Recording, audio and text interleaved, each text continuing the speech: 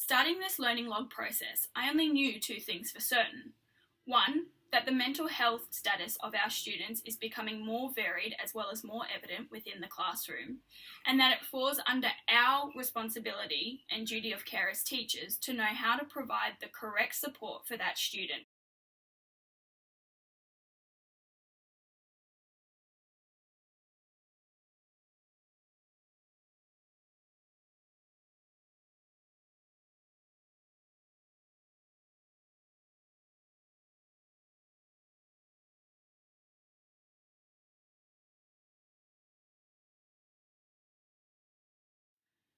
Week 3's staggering statistics brought to my attention the volume of students that are in fact dealing with serious mental illnesses.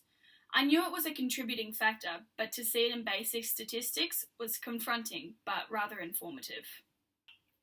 The 21st century teacher is more than just a teacher. We are required and expected to be, but more importantly have the platform to be, much more to these students than what used to be expected. However, the University of Western Ontario points out that most teachers don't feel confident in addressing mental illnesses with their students due to a lack of support for the teacher themselves.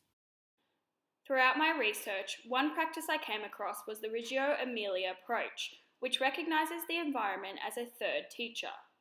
But as secondary teachers, how do we accomplish a welcoming and positive classroom environment when we change our classes as well as the room 4 to 6 times in one day?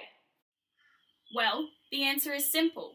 It's the environment we create as teachers through our own behaviour and values, as well as the behaviour we expect of our students.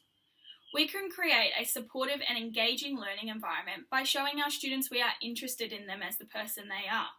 Another way us as teachers can create a positive environment, especially as secondary educators, is to provide them with the stability within their schooling. The Queensland Government states that educational difficulties are a direct result of instability in students' lifestyle. Whilst we cannot control what happens at home, we most certainly can manage students' school lifestyle.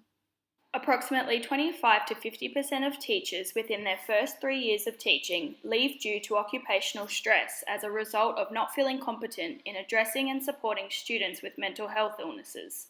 This set off alarm bells in my head. What concerns me about the research I came across was that, particularly in the Australian schooling system, there wasn't a big significance placed on supporting strategies and practices for teachers to be able to reinforce when needed. Australian mental health organisation Beyond Blue outlines that half of mental health conditions emerge by 14 years old. As a teacher about to undertake her first year of secondary teaching, I worry I don't have all the skills and materials I need to support these students in becoming the best version of themselves. This is a topic that hits rather close to home for me, which is what drove my initial posing question.